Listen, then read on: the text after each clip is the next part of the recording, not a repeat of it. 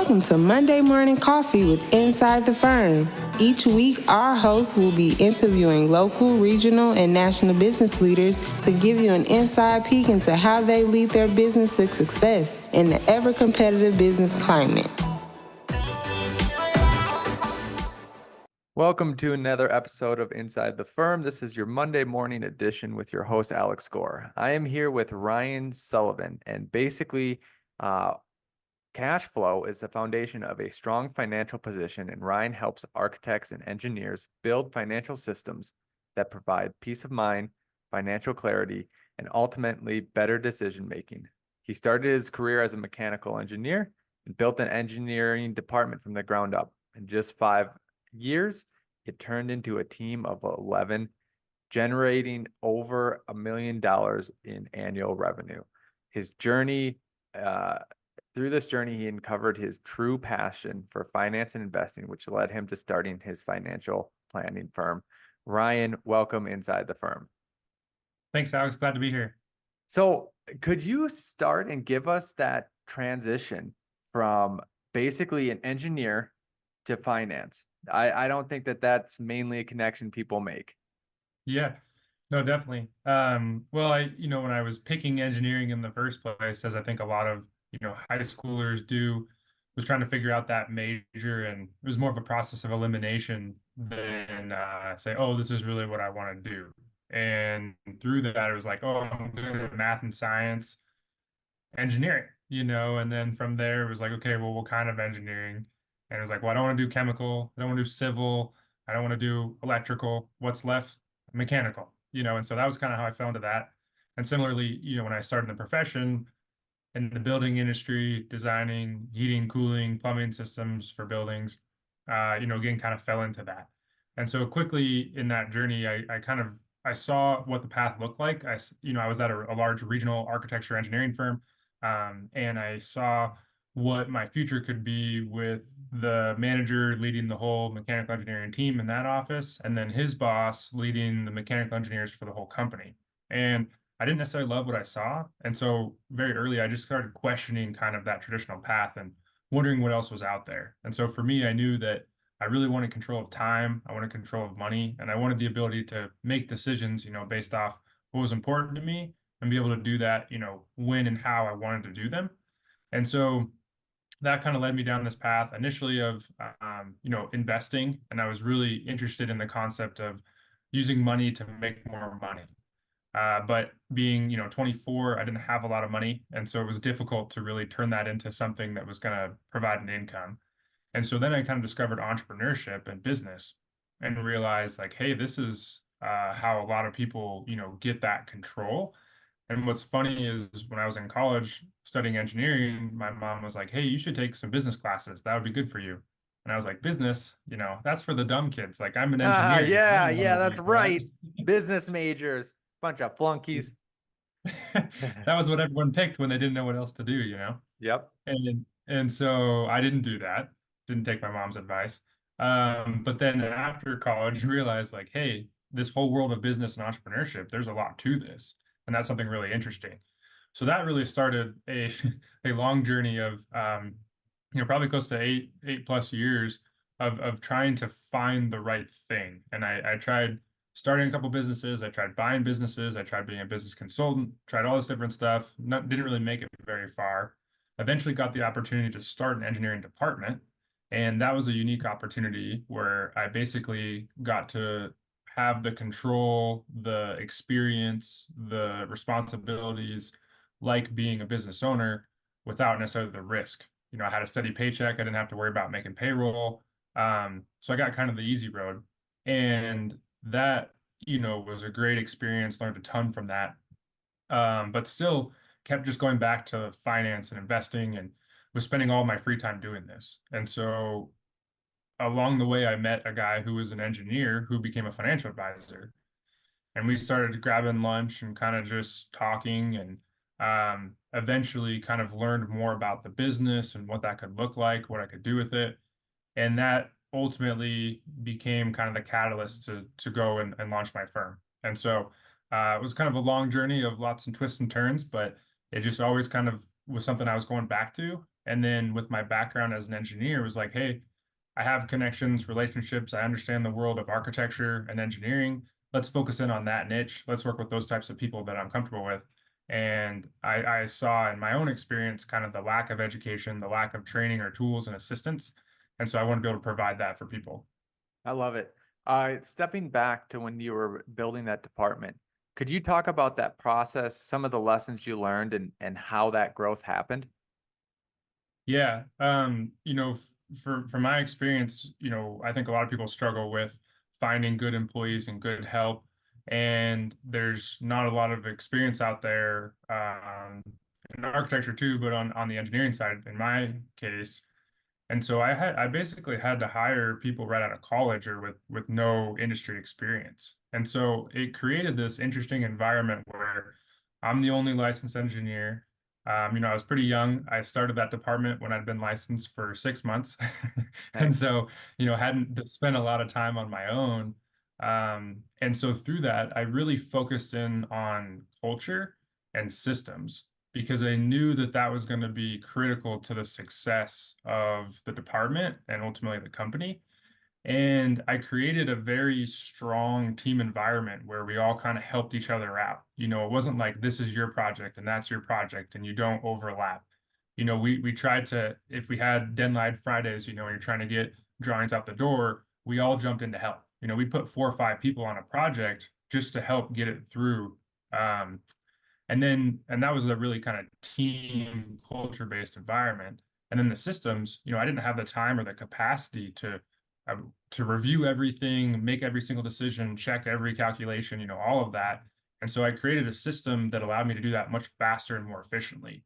And so that allowed me to work with people that had minimal experience, but allowed to maximize what they were capable of and being able to do and make it easy for me on the back end to make sure we weren't making mistakes and maintain a high level of quality.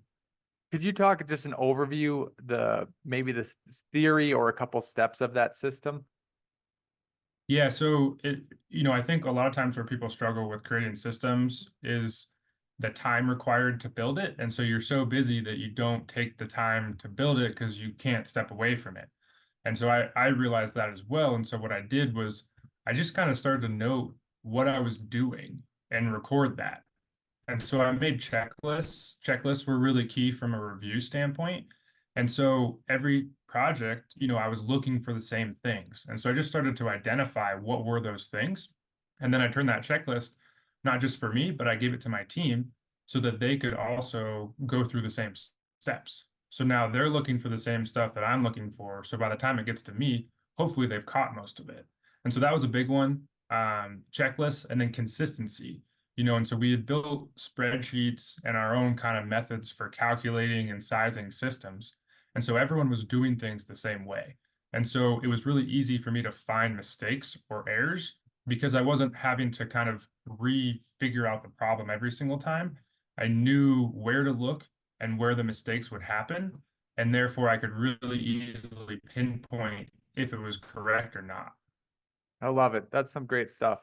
Talking on a broader sense and going more into the financial aspect of it, how do you think A&E firms, owners can translate their firm performance to the financial success of, both themselves and their employees?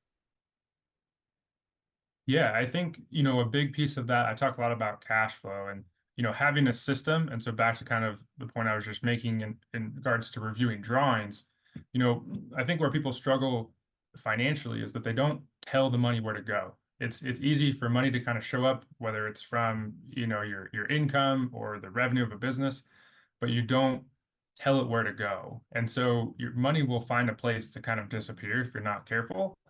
And so it's being really strategic and specific about that. And so I'm a big fan of separating out, the money into different accounts with different purposes and different timelines. And it creates purpose behind the money. And when you do that, you can be more prepared. And so I think a big challenge, particularly for business owners, is the variability of the business and the ups and downs and the flows of the revenue and the expenses and all of that. And so how can you work to stabilize that? And how can you create consistency despite the variability?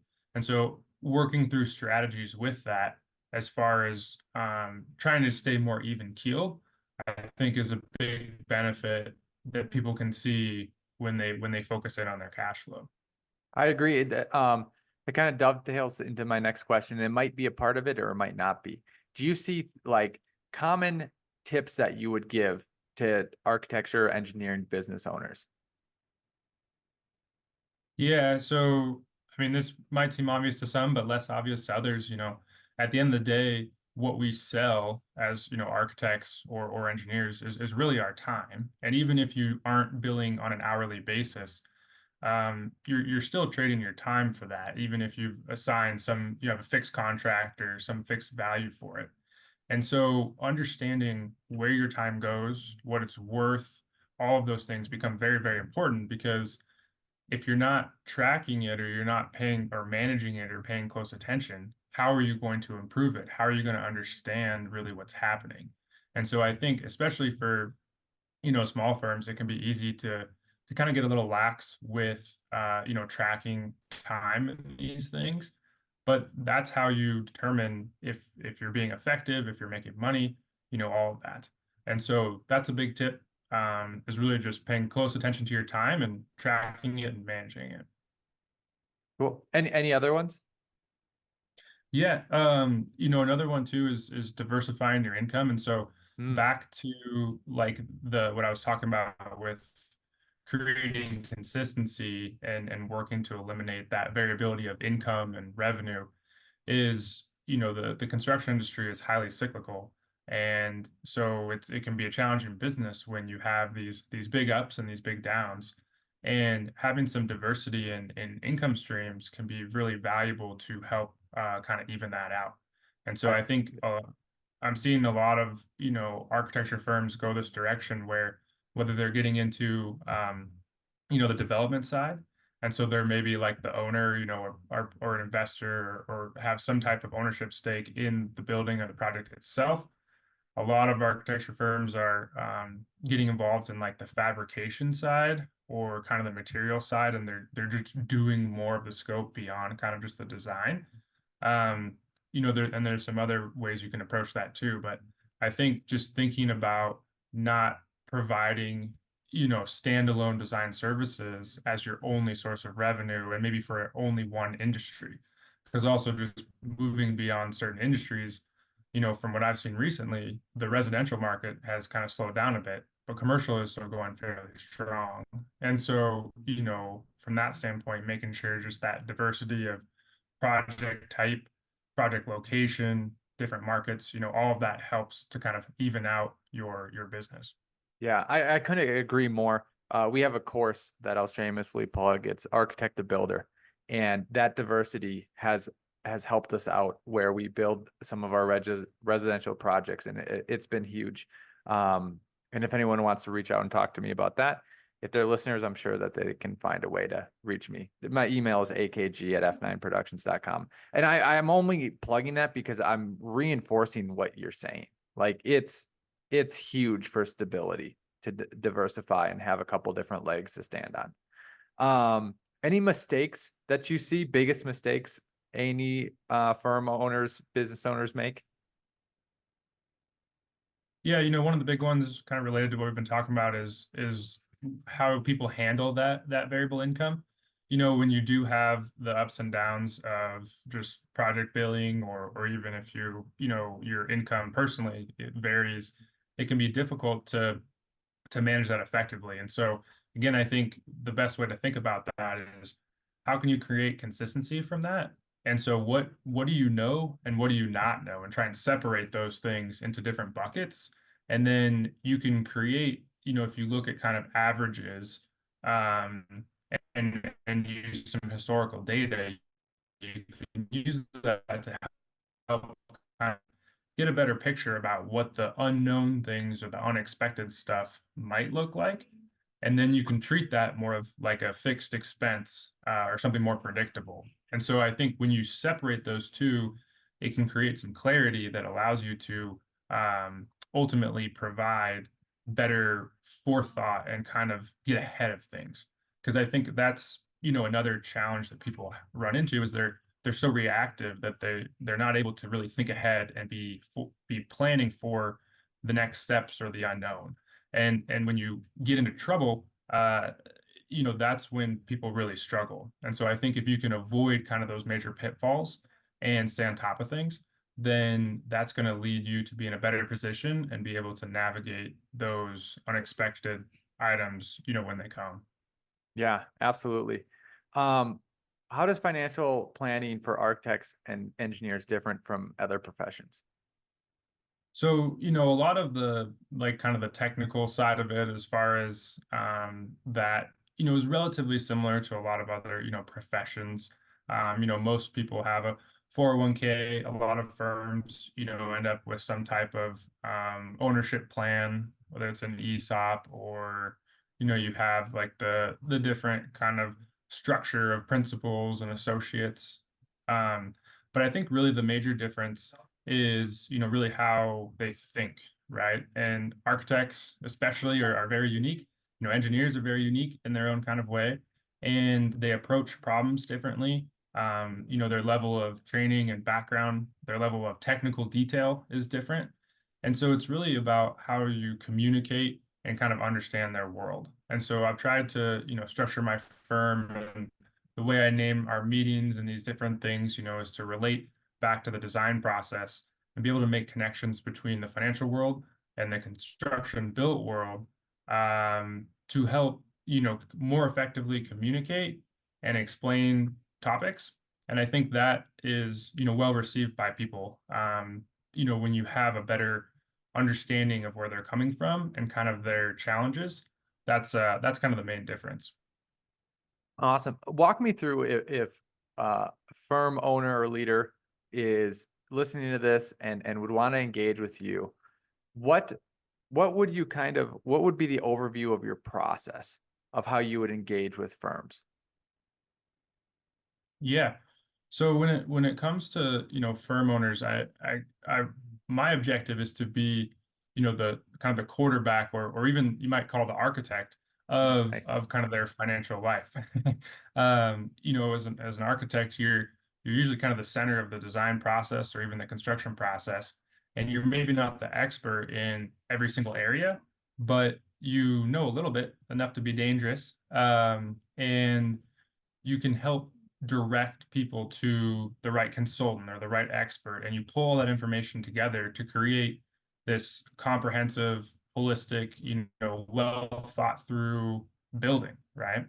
And so in the financial world, that's what I do as well. And so I have the personal side of services, whether that's looking at personal cash flow, retirement planning, tax planning, estate planning, insurance, all of those areas. Investments, investment management is a big one. But there's also the business side. And so, I want to make sure that your business is running right, that your business is serving your personal goals, and vice versa, and that we're looking at this from a comprehensive perspective. And so it's really about like kind of life planning around how do you want to accomplish those goals, both in your business and personally, and are we using the opportunities that you have? Because when you are a business owner, you have access to retirement accounts, you have access to tax deductions, you have access to a lot of these things that you can leverage for your personal gain. And then, as you build a business and you have employees, there's also that piece. And so I also work with people on, retirement plans and financial wellness programs, and how do we really take and create an environment of, growth and positivity that people want to be in, right? And I think that companies are changing from just show up and punch the clock and get a paycheck to creating an environment that everyone wants to be a part of. And so that even leads into, succession strategies and exit planning and that side of things. So it's really anything to do, with kind of money and finances and how we're leveraging that from the personal side to the business side. That's where I can help. I love it. I feel like you should make a graphic, find like a nice floor plan and then have like a pot of money in the center and then have arrows going to different rooms, but those different rooms being like 401k or retirement fund or kids college, and instead of kids college fund, like dream college fund, like you make it emotional or stuff like that. That'd be awesome. So Ryan, the financial engineer, with his floor plan graphic would be great. Where, if people want to get a hold of you, how can they do that? If they want to follow you, how can they do that? And any other point that you want to get across, I'll let you wrap it up. Yeah. So I'm pretty active on LinkedIn, so that's a great place. You can find me at Ryan Sullivan PE. My website as well. So Off the Beaten Path Financial is the company name, and the website is OBP Financial. Check me out there. And then I've got a weekly email newsletter too, that you can find on the website. And that's a great place to kind of hear from me as far as it's stories of financial planning in action. And so it's one story, one tip, and one financial term that I break down each week. So that's the best stuff. As far as kind of final thoughts, I think one other thing just to keep in mind for business owners out there is, even if you aren't planning on it, or at least not for a long time, it's still valuable to think about kind of what that eventual, exit or transition or succession might look like. And I think that's where a lot of people go wrong, is they assume, oh, I've got a small business, it's not really worth much, or it's just me. And they miss out on a big opportunity, because ultimately, a business, one of the most powerful things about that is the wealth you can create through the eventual, sale or transition of that. And so I think that's something that everyone should keep in mind as they're building, because that's going to lead to much more value, even if that's 10, 20, 30 years down the road. Awesome. I love it. Well, great stuff. Glad to talk to you. And you know what? We will meet again in the future, Ryan. Thanks, Alex. Appreciate it.